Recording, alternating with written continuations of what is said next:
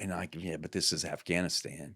And then, I look around, then I look back at the car and I go, well, there's a cop standing like 10 yards away from it. Surely if he didn't want him parking there, he'd move him on.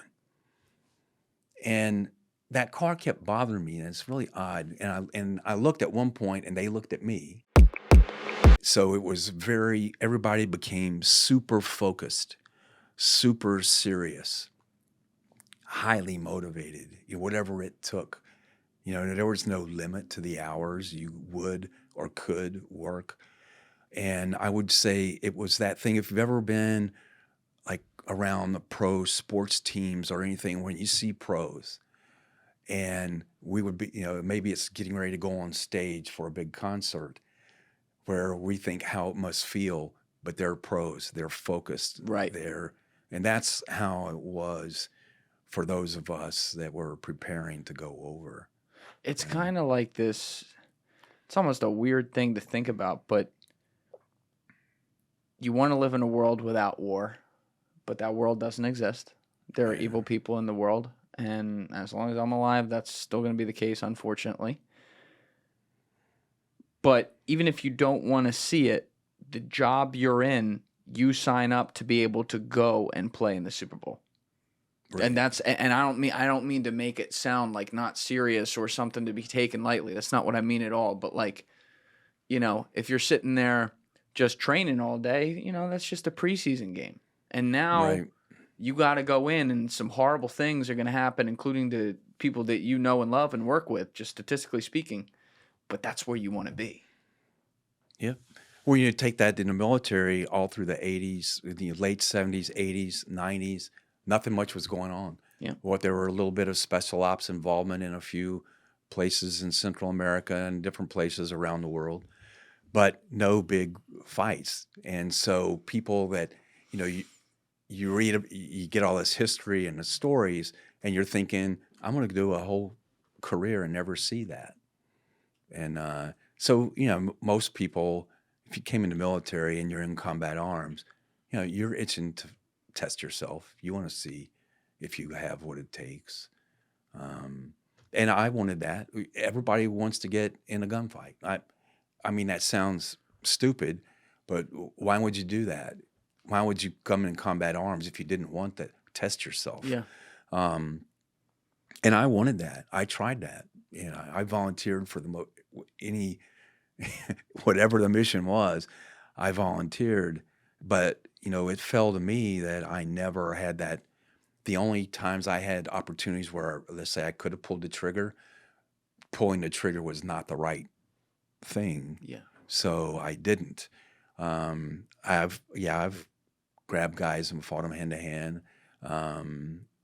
that I could have shot maybe, but then I wouldn't be able to interrogate them after. So you make those choices. Sure. But I never had that big battle. You guys have interviewed a lot of guys that have been through the real shit, but it's that chance you take. You put yourself out there, and maybe it happens, maybe it doesn't. But you're going into a zone where the shit is happening, regardless of how it's going to end up looking. If there's some crazy gunfight like Nick Irving had or something like that, or if you're going door to door trying to make assets that are, high pressure situations, dealing with warlords and Taliban. You know what I mean? Like, it's all a part of the same. They're all different components of the same war game. Yeah, same thing. And it's still, at least in most of my time, risk of life. Absolutely. I walked out of an Al-Qaeda ambush that one time. I looked 2 suicide bombers in a car in the eye once, and they looked at me. Well, I didn't know.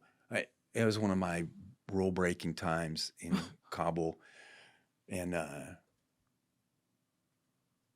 there's a show on Netflix called Spy Ops. Okay. And episode 7 of that is about some stuff I did, and one of those is a story about this suicide bomber. I was going to meet somebody on a street corner in Kabul that I wanted to interview to see if they might have access to information I'd want. So What year? this is 2006 or 7. Okay, so you're CIA case officer. CIA case officer. So I get an interpreter, Afghan interpreter, and we walk outside the embassy compound, which I guess technically, we weren't supposed to be out without an armored car. And I'm standing on this traffic circle at a corner waiting for a guy. So of course I'm on my alert. I'm busy. I'm scanning. I'm looking. I'm thinking somebody might try to run up and shoot me because clearly I'm a white Caucasian, and I'm watching, and your situational awareness goes off. But I there was something that, I looked, and off to my left, down, this is a traffic circle where there was 4 ways and a circle in the middle, and I'm in this corner of that circle. And I look to my left, and I see a black Toyota Corolla sitting there, and I'm like, why does that bother me? And there are 2 dudes in it. And so I'm looking, scanning, looking, waiting. Where's this guy at? And then look back at that car again. I'm like, well, nobody's supposed to park there. And but this is Afghanistan.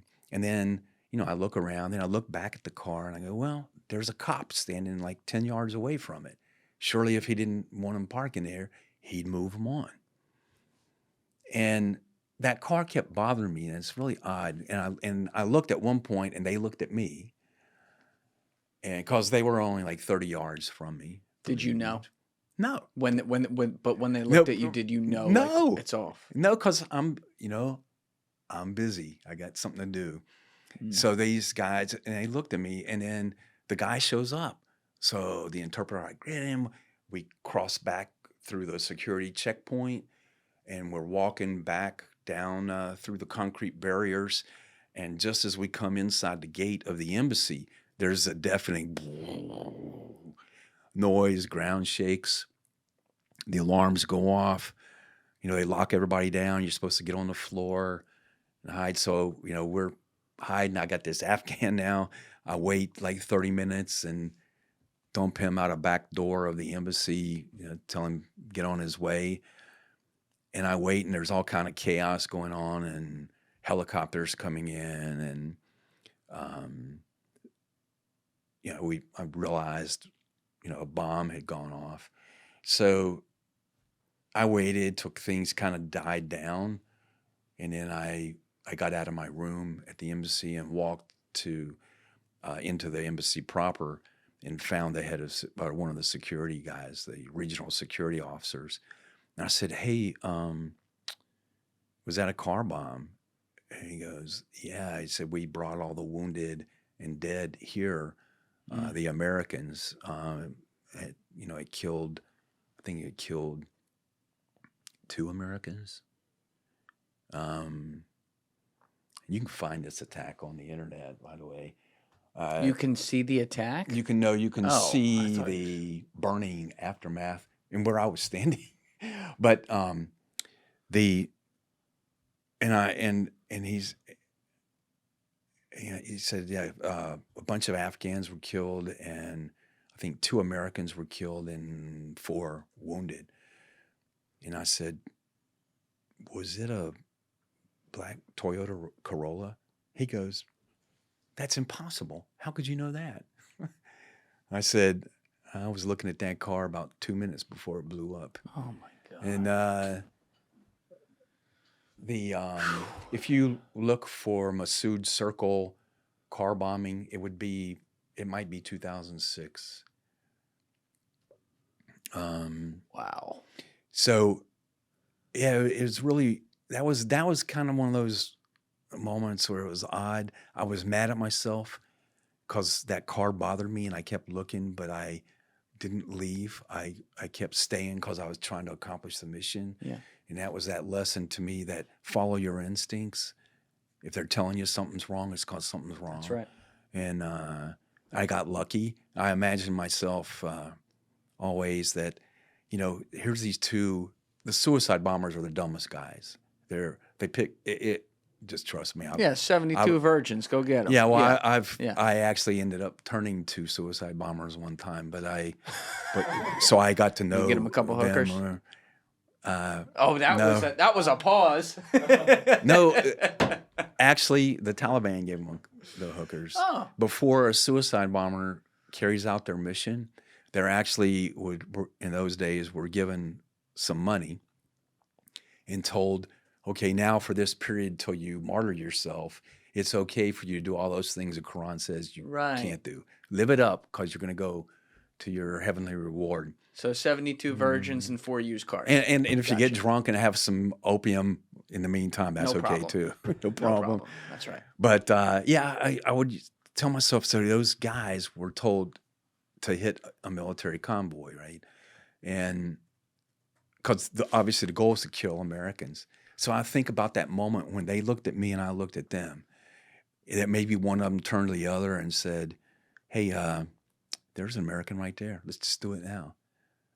All they would have had to do was touch the wires together, right? Yeah. And then maybe the other guy go, no, they told us a military convoy.